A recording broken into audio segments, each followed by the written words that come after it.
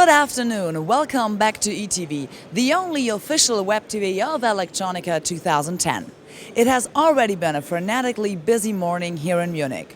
In this broadcast, we bring you the highlights of the CEO roundtable that took place this morning to a packed auditorium, plus an exclusive interview with Peter Bauer, CEO of Infineon. Later we investigate the latest progress in electromobility by taking a spin on the e-bike test track in Hall A6.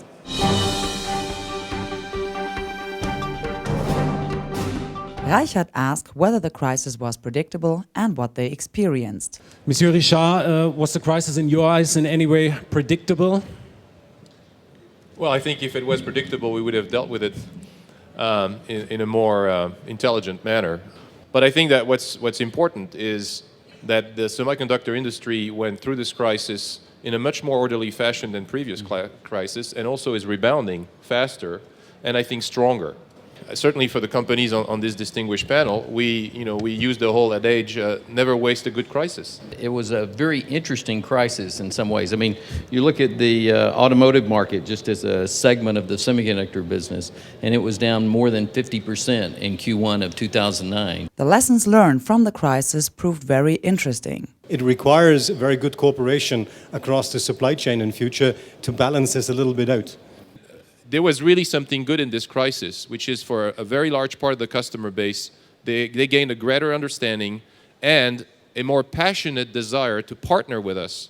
We must build as much flexibility into our supply chain as possible. But in conclusion, all the participants were extremely positive about the future, expecting double-digit growth in 2011. I am now welcoming Mr. Peter Bauer, CEO of Infineon Technologies. 2 years ago, the CEOs at Electronica were discussing the challenges of climate change. Since then, it seems that the financial climate had had a greater impact on the health of the electronics industry. Is the crisis over, and has the technology sector survived intact? Well, I do hope that the cycles for the climate change are not as fast as the financial cycles, otherwise we would be in severe trouble. Yes, the impact was quite high on the financial sector to the semiconductor industry, has gone down basically 25%, some companies even up to 50% in revenues. However, the rebound was extreme and extremely fast. Basically, in some areas like automotive electronics, we are since over a year in allocation mode and have gone up in sales 60% again. So the crisis is over. The semiconductor industry is overall again in good shape. It's the major driver of innovation. And in some areas, there's still growth to come now, especially everything around energy efficiency, as you said, will provide a lot of growth in the near future. What do you see as the major lessons learned over the past 2 years? Well, it was somewhat a striking difference for some in the industry, how long it takes to produce a car versus how long it takes to produce a semiconductor. Some couldn't deal really with the fact that to produce a semiconductor takes about 12 weeks. And if you don't have any in the pipeline anymore, it takes some time to produce them. So the lesson learned definitely is that managing the supply chain is extremely challenging. And in a crisis, you drive down the supply chain, you empty it. And after the crisis, you have to refill it. And we are still in the process of refilling it to a acceptable level, not even a good level, an acceptable level. That means both parts have come together. The automotive industry, the industrial part, the consumer guys somehow know this from the past, come together now, and we both learned that in future we'll probably manage supply chain effects in a partnership early in the process, early when the crisis stands. How do you see the fate of the electronics industry over the next 2 years? Well, as you know, there's a lot of speculation about the overall shape of the economy.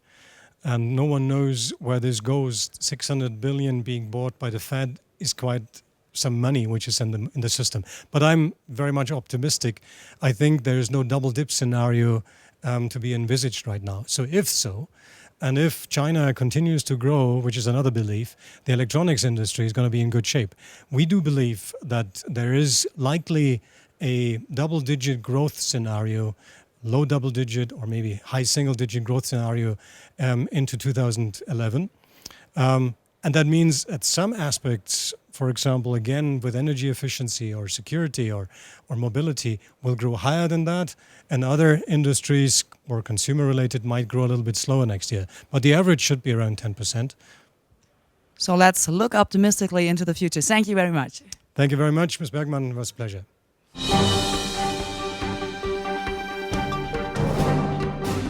As we heard yesterday at the automotive conference, car makers are committed to developing the electric vehicle. The EV is important to their future global strategies, but the EV is not only a straight replacement for the conventional motor car. E-mobility, and the E is the electric drive at its core. It's all about personal mobility, traveling from A to B safely and without pollution. We're seeing the development of a range of light electric vehicles, including bikes and scooters. For the first time at Electronica, the international organization Extra Energy is here demonstrating e-mobility. So Nora, tell us more about the Energy Bus. The Energy Bus is basically a partner organization from Extra Energy. We set this up a few years ago because we've seen the market exploding. And all the vehicles you see here, they all use different standard basically. They all have their own engines, their own drive systems. The problem is, of course, we are happy to see all these vehicles now, but the problem is there is no standard. An Energy Bus is just this, an open standard for all the electric components of light electric vehicles. Thank you, Nora. After all that action today, we'll be back tomorrow morning. Lined up for the next broadcast, we'll be taking a closer look at a component company making its debut at Electronica and its focus on the mega trends of environmental protection, energy efficiency and miniaturization. Plus, we'll be reviewing opportunities for low-power, energy-efficient, embedded and wireless devices in the sports and fitness market. Well, I think I'd better get shaped up then.